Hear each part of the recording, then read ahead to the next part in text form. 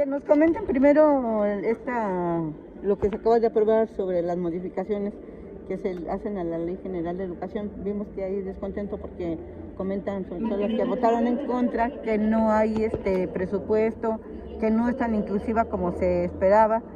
¿Qué van a hacer para que esto realmente funcione, sobre todo para aquellas personas que tienen algún tipo de discapacidad? A ver, bueno, ¿quién?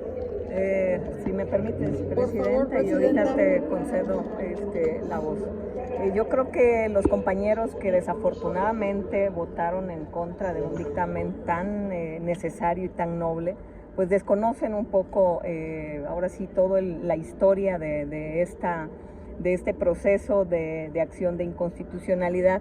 En el 2019 se aprueba una reforma constitucional y sus leyes secundarias, y en ella se contempla, ahora sí, por primera vez se le da el valor y se contempla constitucionalmente el tema de grupos vulnerables, de personas con discapacidad en la educación, cosa que anteriormente no se hacía. Esta iniciativa del 2019 ya contempla, por supuesto, un tema presupuestal para atender todas las necesidades y todo el rezago que se tiene en las instituciones educativas de los distintos niveles.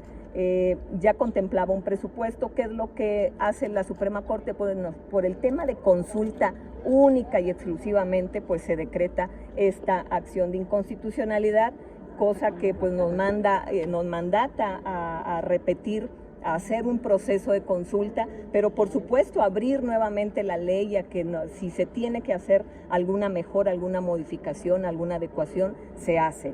¿Qué es lo que hicimos nosotros? Cumplir con ese proceso, cumplir con el proceso de consulta a las personas con discapacidad. Se abrieron aquí en la Cámara, se abrió el foro, se trabajó de manera coordinada con la Comisión de Atención a Grupos Vulnerables, con nuestra presidenta Sodi, y bueno, el proceso se hizo. ¿Qué es lo que argumentan a veces los compañeros que ahorita votan en contra? Pues que faltó participación. Nosotros ya no podemos obligar, nosotros, si se hizo un proceso transparente, se abrió al público, se cumplió con todos los ordenamientos legales que teníamos que hacer como Cámara de Diputados para dar el anuncio de este proceso, y se inscribieron las personas que quisieron hacer. Muchas sabían que este proceso, de manera quizá no formal, ya se había hecho en la aprobación de la reforma educativa en el 2019. Ya había habido un proceso de consulta que no se formalizó ante la Suprema Corte o ante todo el trámite administrativo. Por eso es que se tuvo que repetir, y quizá por eso la participación no fue tan grande como se hubiese querido, pero recordemos que ya se contemplaban en nuestros artículos en materia de atención a personas con discapacidad ya sus necesidades y el tema presupuestal. Diputada, una cosa es que esté en la ley y otra cosa es que esté en la práctica. ¿Cuántas escuelas, vamos a nomás en el nivel básico, se le hicieron modificaciones? Aquí en las zonas rurales hay escuelas que tienen 1 o 2 pisos, pero tienen escaleras, no contemplan muletas, no contemplan silla de ruedas, no hay rampas.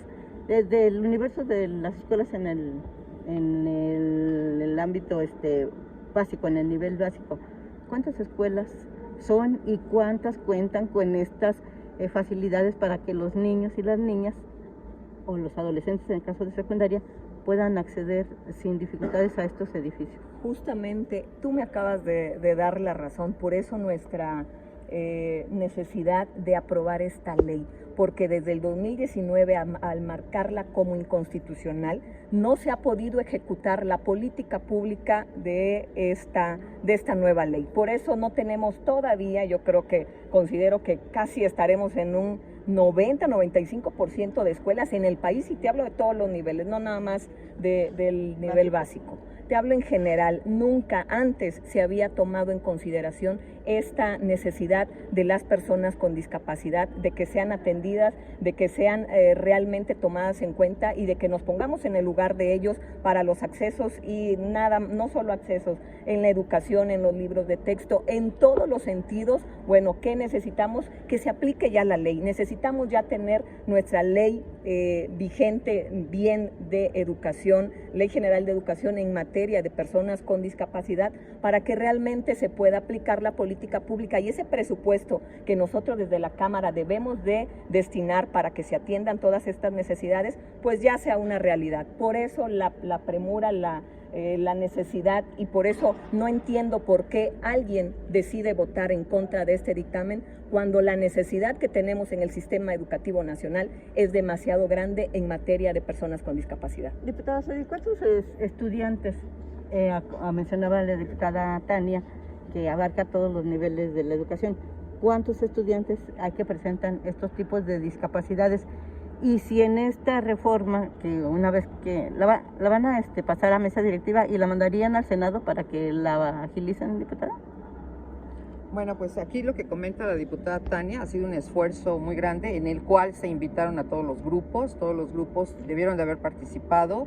Sabemos que la movilidad es difícil para las personas con discapacidad, por lo tanto se hizo pues de vía remota también, pero sobre todo también se abrió un micrositio para que ellos mandaran todas sus propuestas.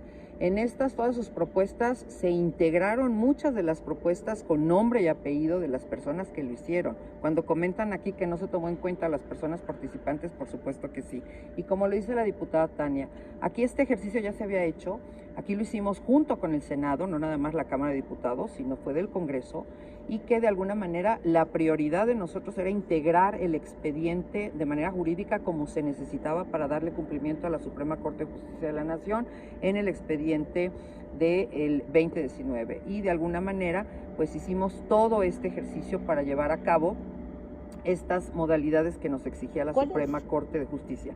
Nosotros tenemos un universo de personas con discapacidad de alrededor de 13 millones y las que están certificadas o de alguna manera verificadas son alrededor de 6. El gobierno se está haciendo cargo de 1 millón, ya que las otras se hacían cargo las organizaciones de la sociedad civil o las organizaciones que estaban a cargo desde esta sociedad civil para trabajar algunos de los puntos. Para nosotros era prioridad y hemos trabajado de la mano con la Secretaría de Educación Pública y hemos trabajado de la mano con los grupos de vulnerabilidad y ya vimos que traen los libros de braille en el nuevo proceso educativo, ya vimos que traen los libros para débiles visuales. Falta que nosotros integremos la lengua de señas mexicana. Desde el periodo pasado se hizo un incremento de 470 y tantos millones de pesos para maestros especializados que son maestros rotativos en el área de educación. Creo que faltó información para los diputados que de alguna manera no estuvieron a favor del dictamen, pero como lo vimos de la Comisión de Atención a Grupos Vulnerables, tuvimos 4 votos de disidencia contra 20 y tantos a favor. Igual en educación, hemos trabajado de la mano con Gobernación y con Educación para que esto sea una realidad y yo creo que hemos avanzado muchísimo. Claro, hay mucho por hacer, pero si esta legislatura no dejaba un piso, por lo menos una plataforma para iniciar con los grupos vulnerables, iba a ser verdaderamente algo que una vez más iban a quedar fuera de los sistemas. ¿Qué sucede?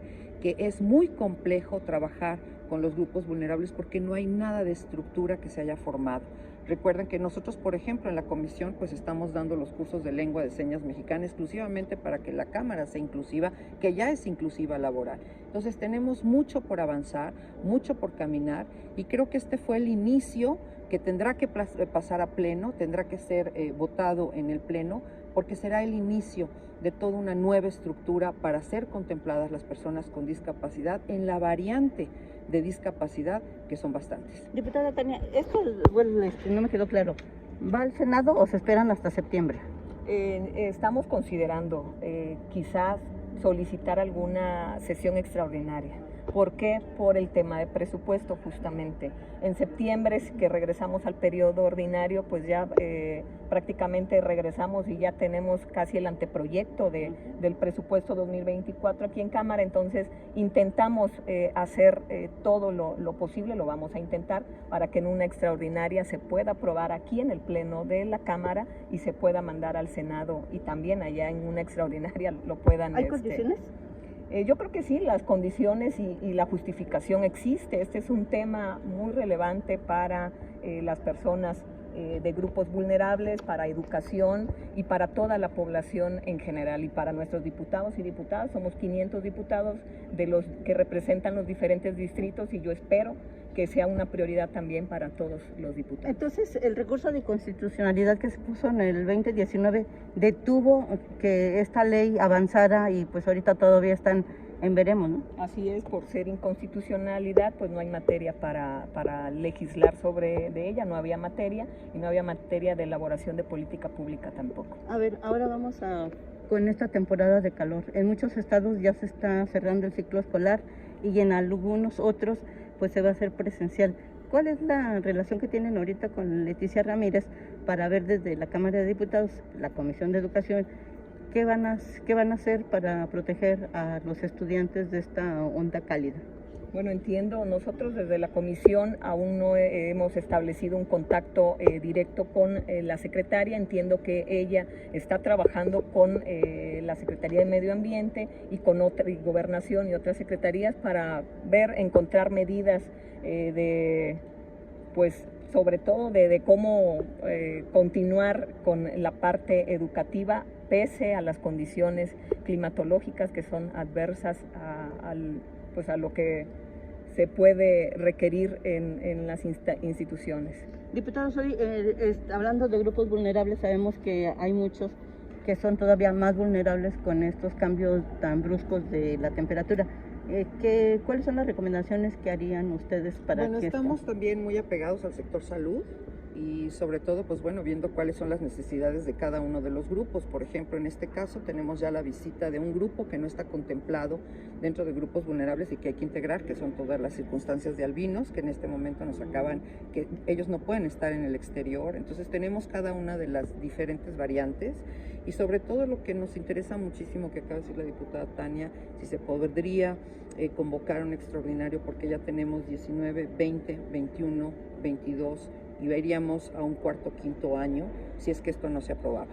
Entonces nosotros de manera rotunda decidimos ir hasta el fondo, porque no podemos permitir que en esta legislatura nosotros sigamos abonando a que grupos vulnerables pierdan dos derechos: el derecho constitucional a la educación y el derecho a la consulta. Y sobre esto nosotros invitamos a todos los diputados a formar parte. Supongo que sus agendas no les permitieron integrarse con nosotros, pero nosotros definitivamente no íbamos a permitir un año más a que estos grupos siguieran perdiendo estos dos derechos.